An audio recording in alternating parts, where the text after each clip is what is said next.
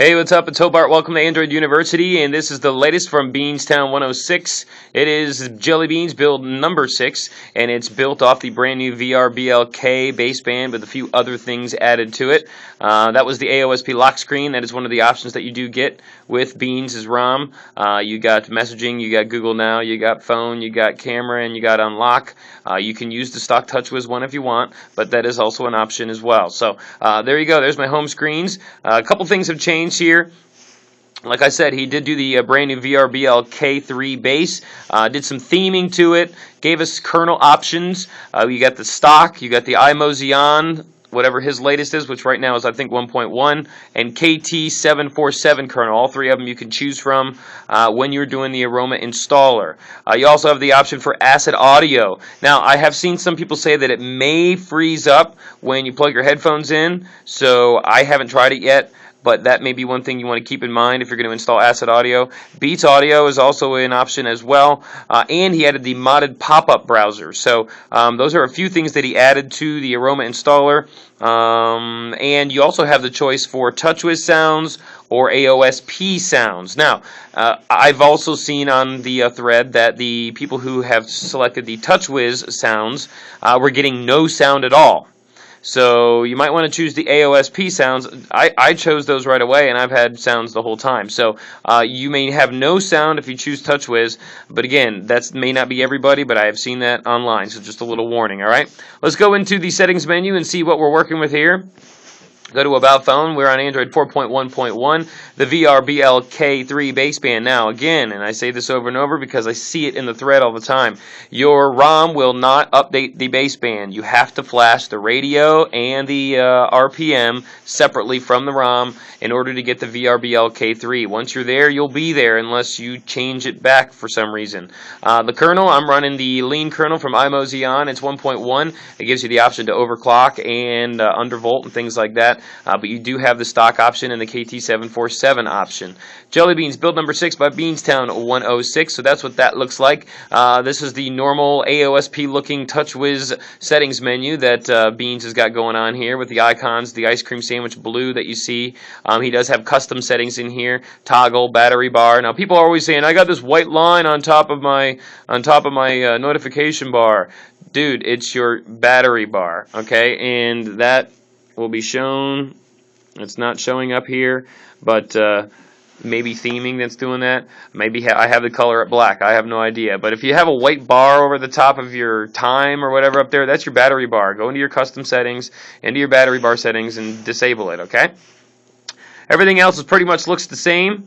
What I do like is that it looks like he might have changed the theming on this right here. This menu on the front page. It looks different, more gray for some reason, not as black. I don't know, but that's something different. Pull down the notification bar. You can see it pretty much looks like AOSP or like his previous builds look. Now there has been a problem with the stock email. Just want to make you aware of it. When you do sign into it, you must memorize where you have to sign in because right now it's all blacked out. Your emails won't be all blacked out, but your settings and setting anything up, those are not as blacked out as you can see. So you can see those, but once you get down here, there's nothing. Okay? Now if you go out to your emails, you can see your emails, but signing in is a whole nother chore, okay? So just be aware of that when you're signing into your stock email, if you have Exchange or anything like that, that it's going to be blacked out. I'm sure Beans knows about it, and he's going to fix it, but that's just one thing to let you know of, okay? Let's go to GPS and see how that's looking. Didn't have my GPS on. Okay. I'm inside right now, so we'll just see how quick it boots up. There you go.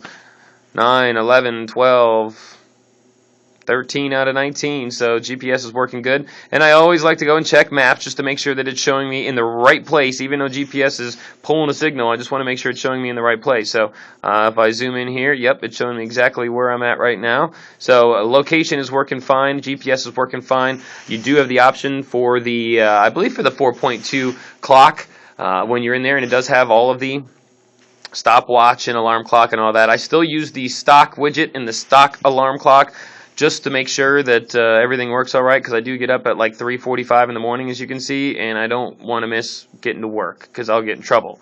Let's go into the system tuner here and check and see what's going on in the CPU. I am on, like I said, IMO Xeon's latest 1.1. You can overclock it up to 1.9 gigahertz. If you see right there, and you can also play with the voltages as well. I don't keep mine at 1.9 gigahertz. I usually keep it at 1.62.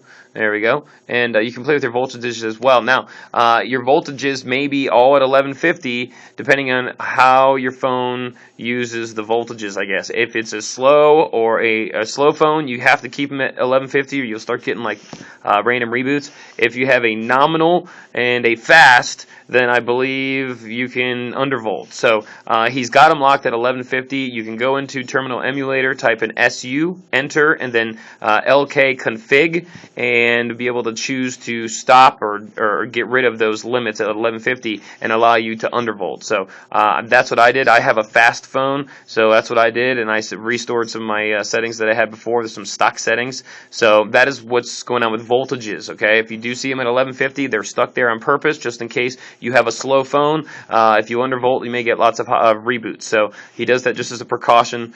Terminal Emulator, SU, enter, LK for lean kernel, config, enter, and you'll be able to choose your option to get rid of those defaults, okay?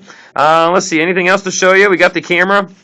I chose the stock camera from Samsung, and then I flashed the 4.2 camera with a separate zip that I've had on my SD card. It just makes it easier that way. So I did that as far as the camera. Everything's working on that.